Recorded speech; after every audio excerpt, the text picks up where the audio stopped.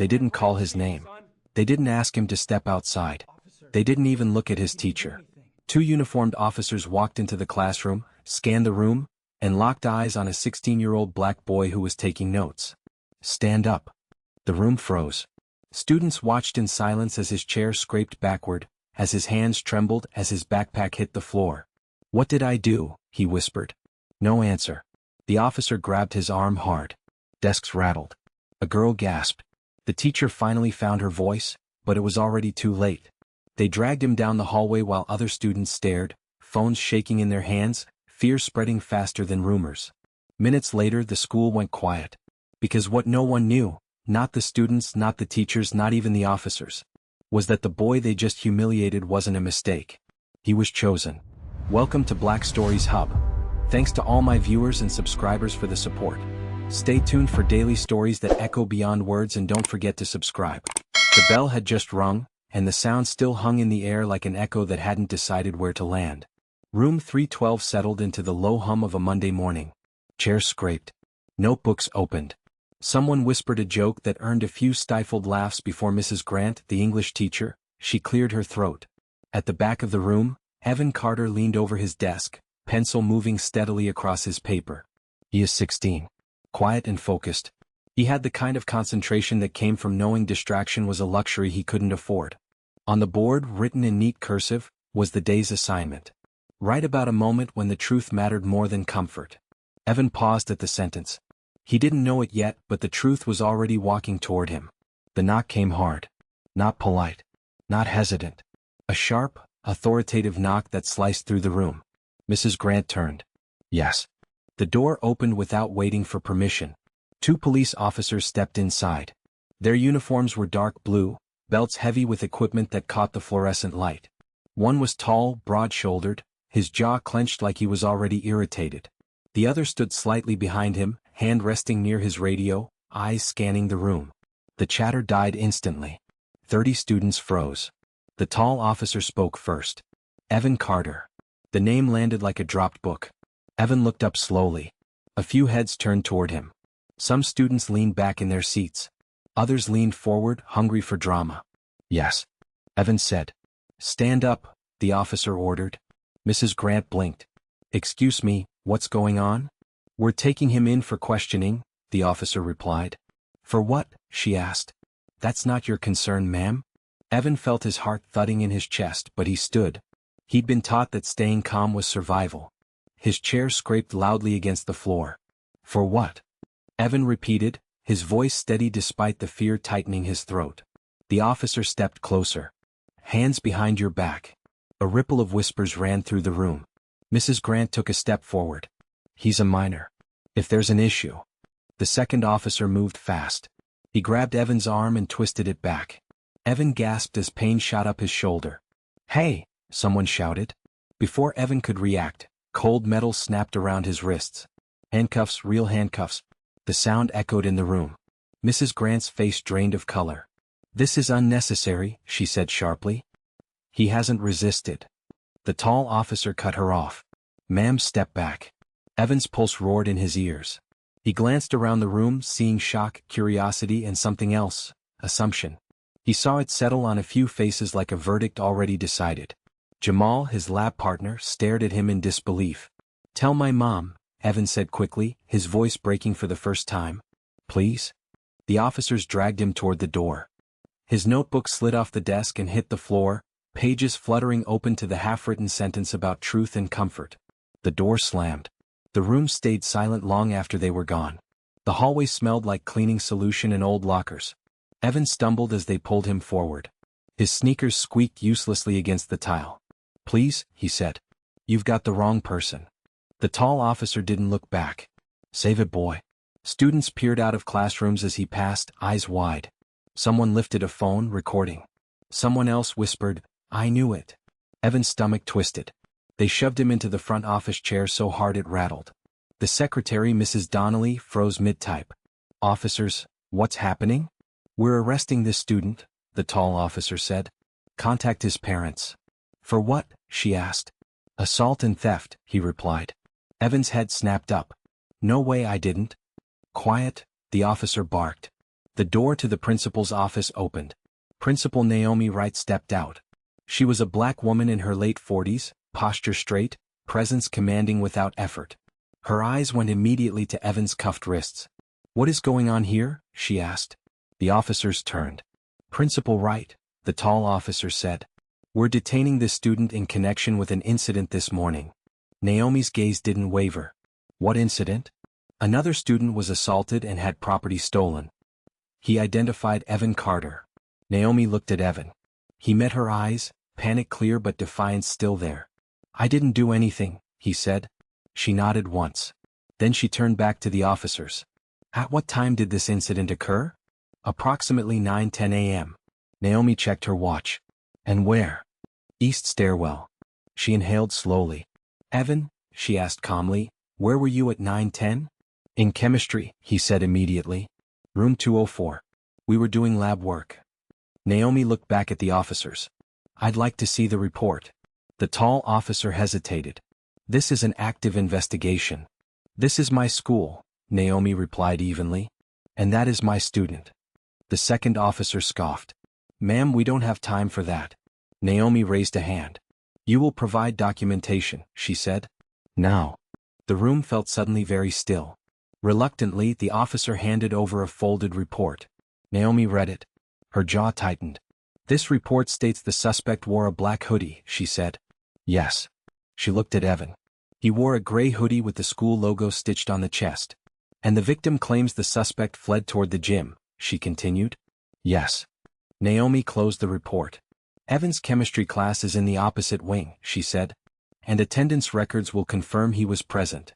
The officer frowned. "The victim identified him." Naomi tilted her head slightly. "Identified him how?" "He recognized him." "Or," she said softly, "he recognized a black boy." The words hung in the air. Mrs. Donnelly stopped breathing.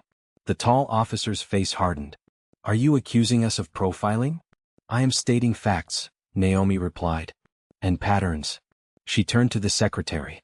"Pull Evan's attendance record. And call Mr. Alvarez in chemistry. Now." The officer opened his mouth to protest. Naomi didn't look at him. Mrs. Donnelly moved quickly. Seconds ticked by. Evan's wrists ached. Mrs. Donnelly returned with a printout.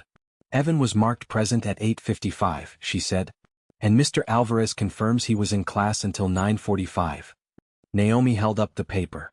"Would you like to explain how Evan assaulted someone in the east stairwell at 9:10 while conducting a lab experiment across campus?" she asked. The tall officer's jaw worked. "We were responding to a call." "And you responded without verifying?" Naomi said. She stepped toward her office. "Wait here," she told Evan gently. She disappeared inside and returned with a thick binder. She placed it on the counter. "This," she said, "is documentation of every instance in the last 7 years where students from this school, specifically black students, were removed by police based on mistaken identity." She opened it. "Names, dates and notes. 12 cases," she continued. "All cleared. No charges. No apologies." The second officer shifted uncomfortably. Naomi closed the binder. "You will remove those handcuffs," she said. The tall officer laughed shortly. "That's not." "Now," Naomi said. Her voice was quiet. That made it worse. A long pause. Then, with visible irritation, the officer unlocked the cuffs. They fell away. Evan flexed his wrists, tears blurring his vision. "You're done here?" Naomi said. The officers hesitated, then turned and left. The doors closed behind them. Evan exhaled shakily. Naomi knelt in front of him. "Are you okay?" He nodded, though his body trembled. She stood and turned to the staff. "Call his mother. I'll speak to her." By the end of the day, the story had spread. By the end of the week, the school buzzed with tension. Some students whispered that Evan had gotten lucky. Others whispered that he'd been targeted. Naomi watched it all with a careful eye. That Friday afternoon, she sent an email. Mandatory assembly Monday morning. The auditorium filled early. Students packed the seats. Teachers lined the walls. Parents sat stiffly in the back rows. Evan sat beside his mother, Denise Carter, her hand gripping his knee. The lights dimmed. Naomi stepped onto the stage. She waited. "Last week," she began, "a student from this school was publicly humiliated and nearly arrested for a crime he did not commit." Murmurs rippled. "That student was Evan Carter," she said. Evan swallowed. He was targeted based on an assumption, Naomi continued. An assumption that has followed students like him for generations. She gestured to the screen behind her. It lit up. Charts appeared. Statistics.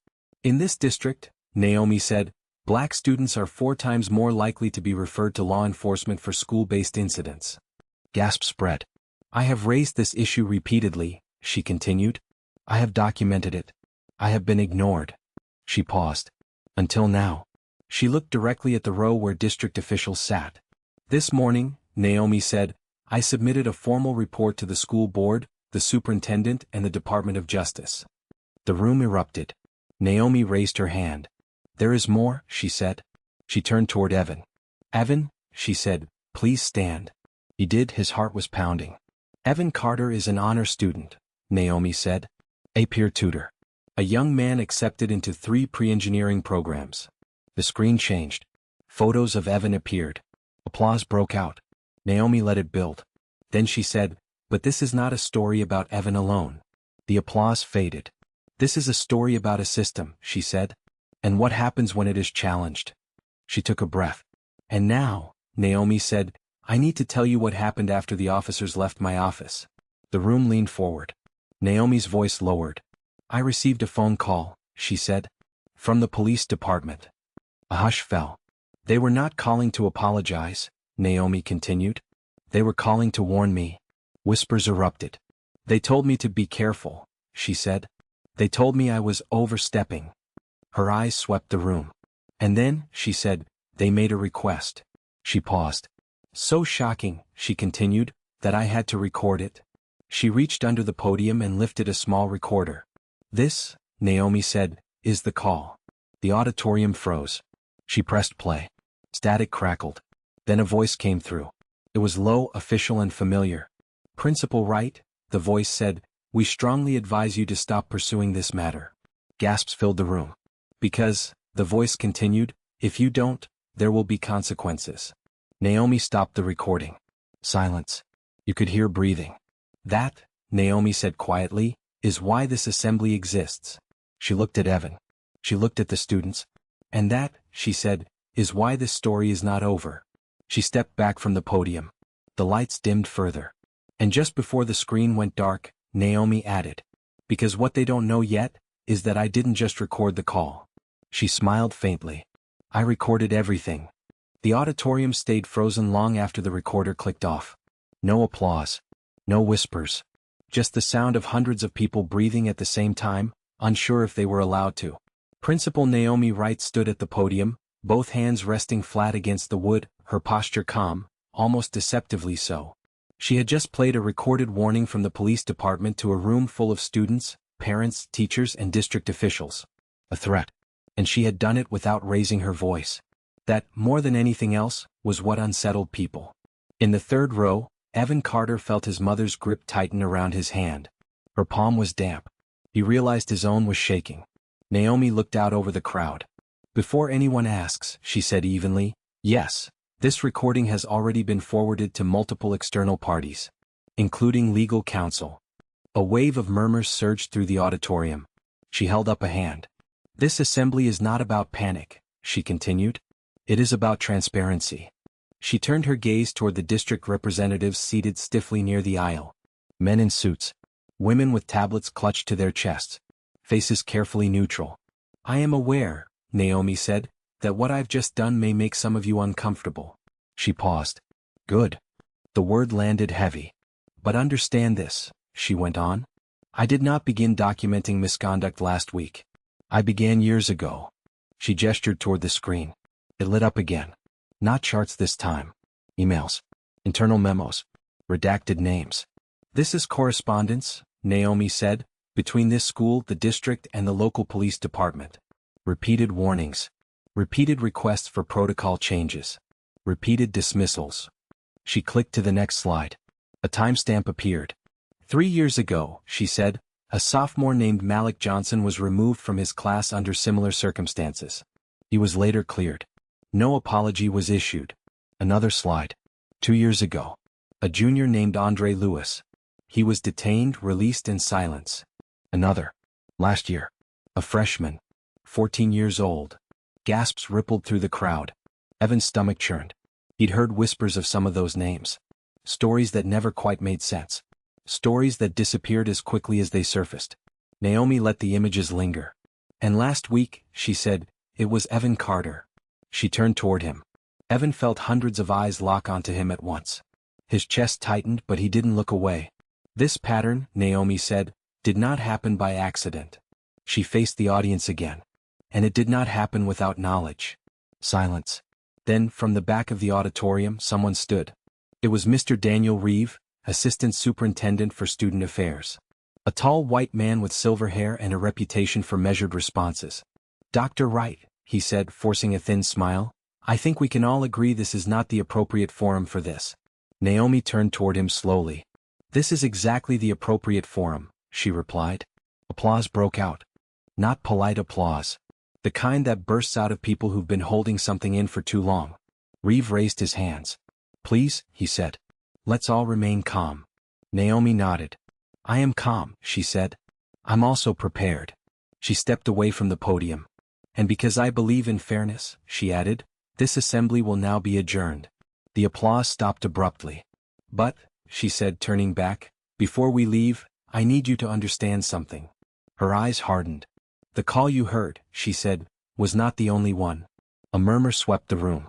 "And the officers who removed Evan Carter from his class," she continued, "are not the only ones involved." She paused deliberately. "This goes higher." The lights dimmed. And with that, Naomi Wright stepped off the stage. Within an hour, the video clips began circulating. Students posted recordings of the assembly. Parents forwarded shaky phone videos to group chats. Teachers whispered in hallways long after the final bell. By evening, the story had escaped the school. A local blogger picked it up first. Principal plays recorded threat from police at school assembly. Then a regional news site. Then a radio segment. By nightfall, hashtags were spreading.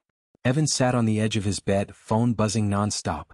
"You don't have to read them," his mother said gently from the doorway. "I know," he replied. He still did. Some messages were supportive, angry, and protective. Others weren't. He must have done something. Why record police? That's suspicious. This is why schools are unsafe now. Evan put the phone down. "Mom?" he asked quietly. "Yes, baby. Do you think they'll come back?" She hesitated. "I don't know," she said honestly. "But if they do, they won't be able to pretend anymore." Across town, in a quiet municipal building, Captain Harold Klein stared at his office phone like it might bite him. The assembly footage played silently on his computer monitor. Naomi Wright's voice. Calm and precise. "This goes higher."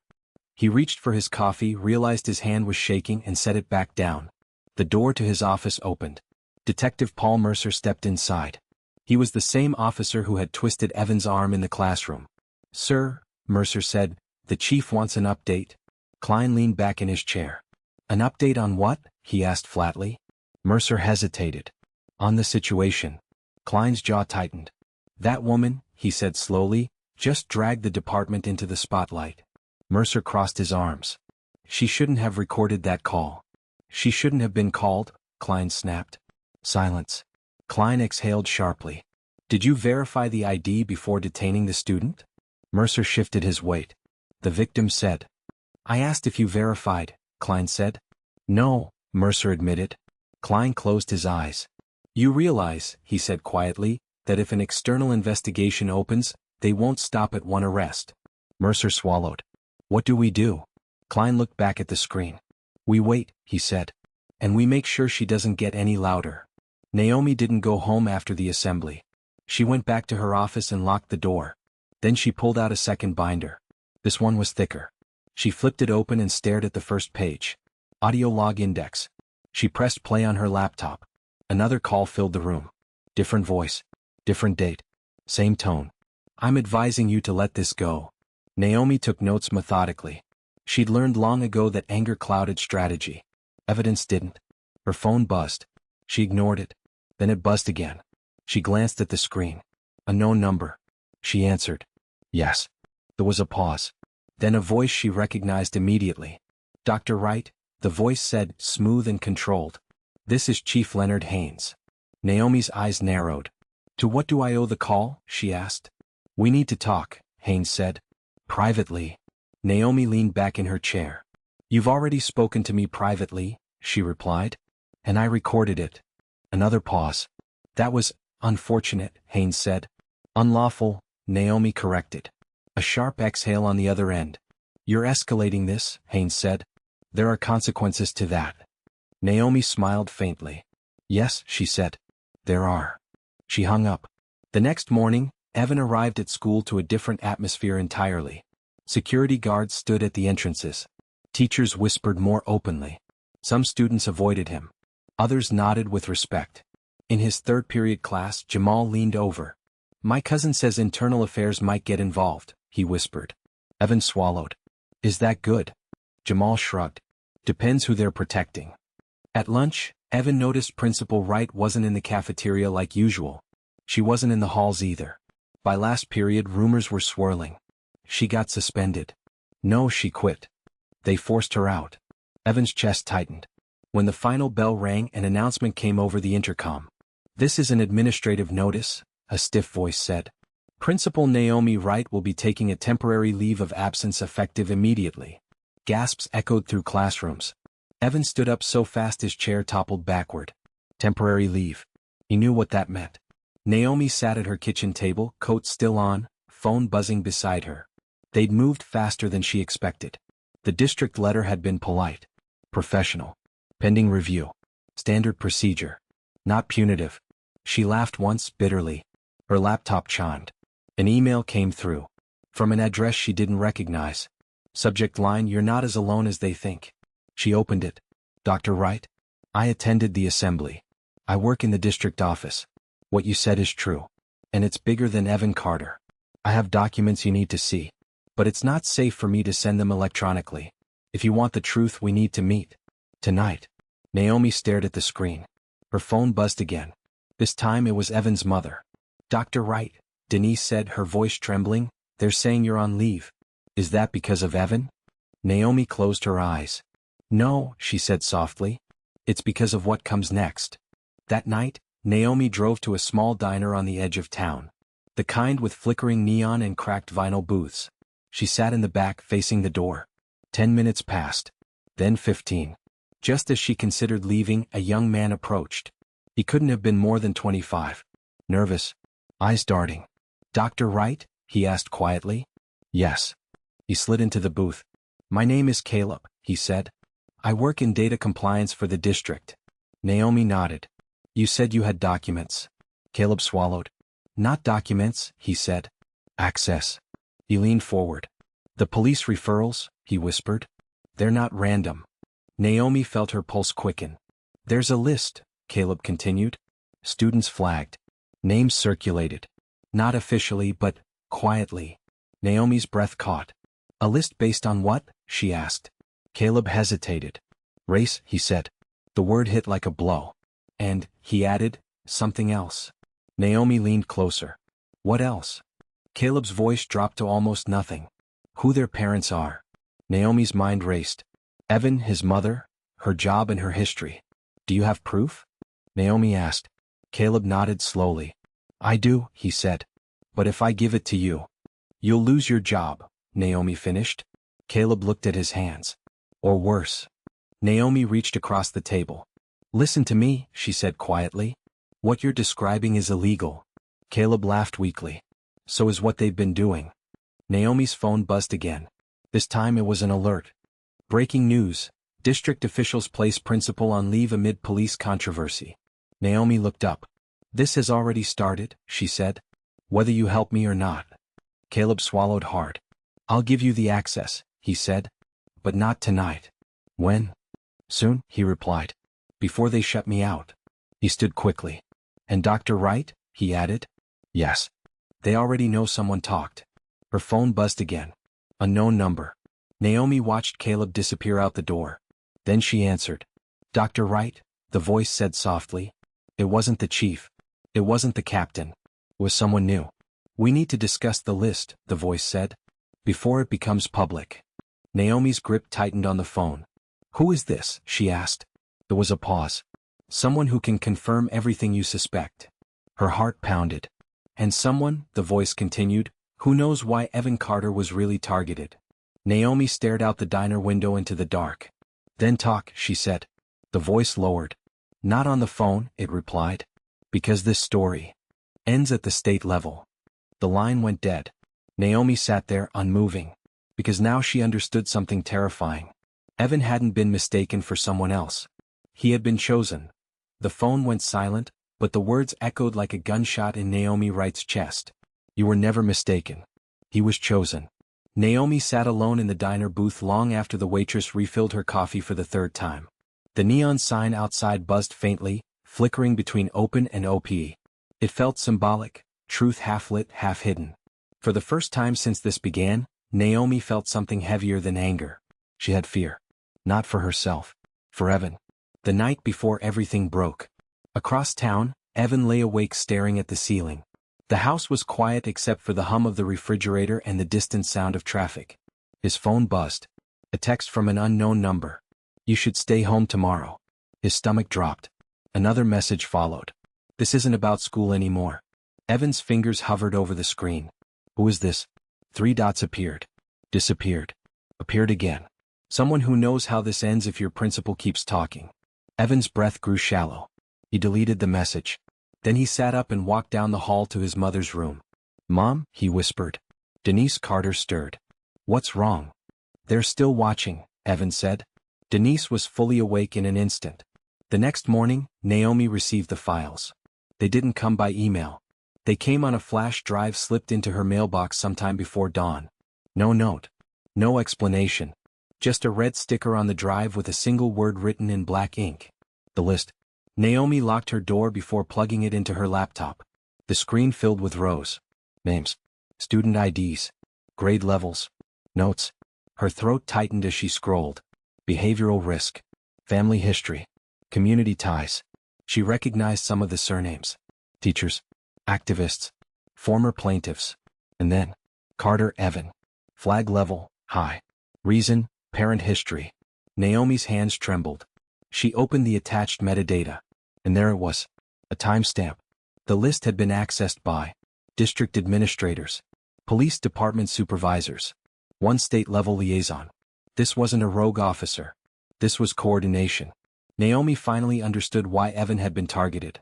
5 years earlier, Denise Carter had testified in a civil suit. A wrongful arrest. An excessive force claim. A settlement quietly paid. Denise had never sought publicity. But her name had stayed in the system. And now, her son had inherited the consequence. By noon, Naomi had made a decision. She didn't call a lawyer. She didn't call the district. She called the press. At 2 p.m., cameras lined the sidewalk outside the school. Parents gathered. Students watched from windows.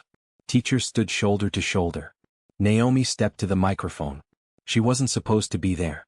She was on leave. But she stood anyway. I was placed on administrative leave, Naomi began, her voice steady, for sharing a recording that made powerful people uncomfortable. Cameras clicked. But today, she continued, I'm here because silence has consequences. She held up the flash drive. This, she said, is proof that what happened to Evan Carter was not a misunderstanding. Murmurs rippled through the crowd. It was policy. Gasp. Naomi lifted her chin.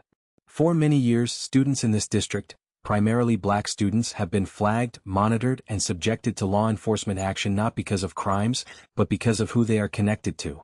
A reporter shouted, Are you saying there's a list? Naomi nodded. There is, she said. And I have it. Inside the precinct, Captain Klein watched the press conference on mute. Chief Haynes stood behind him, jaw clenched. She crossed a line, Haynes said. No, Klein replied quietly. She exposed it. Haynes turned sharply. We need to shut this down. Klein met his eyes. Too late. By evening, state investigators arrived. Not local. Not friendly. They seized servers. Pulled records. Asked questions no one wanted to answer. And before midnight, something unprecedented happened. Chief Leonard Haynes was escorted out of the precinct in handcuffs. The charge? Conspiracy to violate civil rights under color of law. The image hit the news within minutes. A chief in cuffs. Everywhere went silent. Evan watched the footage on TV beside his mother. Denise covered her mouth with her hand. They did this to you, Evan said quietly. Denise shook her head. No, she said. They tried. 2 weeks later, the school auditorium filled again. But this time it wasn't an assembly. It was a public hearing. State officials sat at long tables. Naomi Wright took the stand. So did Denise Carter. So did Caleb from the district office. And finally, so did Evan. The room fell silent as the 16-year-old approached the microphone. "My name is Evan Carter," he said, his voice steady despite the tremor in his hands. "I was dragged out of my class because someone decided I was a threat before I ever did anything wrong." He paused. "I want to say something," he continued. "Not just for me." He looked around the room. "There are kids who don't get principals like Dr. Wright," Evan said. "Kids who don't have parents who can speak up." His eyes met Naomi's. "So if this stops here," he said, "it won't really stop." The room erupted in applause. The investigation expanded. More names surfaced. More policies dismantled. Federal oversight was imposed on the department. The district superintendent resigned. Mandatory reforms followed. And Naomi Wright? Her leave quietly disappeared. She returned to her office 3 months later. But the building felt different. So did she. On the last day of school, Evan stood outside the principal's office. Naomi smiled when she saw him. "College letters yet?" she asked. "2." Evan grinned. "More coming." Naomi nodded. "You know," she said, "none of this was about punishment." Evan tilted his head. "Then what was it about?" Naomi looked out the window at the students laughing on the lawn. "Visibility," she said. "And courage." She turned back to him. "They thought silence would protect them," Naomi said softly. "But silence only protects systems, not people." Evan nodded slowly. "And what happens now?" he asked. Naomi smiled. "Now," she said, "we stay awake. Power does not fear innocence. It fears exposure. And justice does not begin in courtrooms or headlines. It begins the moment someone refuses to accept silence as safety. Because when the truth is recorded, when it is spoken, when it is shared, it can no longer be buried." Thank you for watching. And please remember to like and subscribe to this channel for more stories like this. Your support makes these stories possible.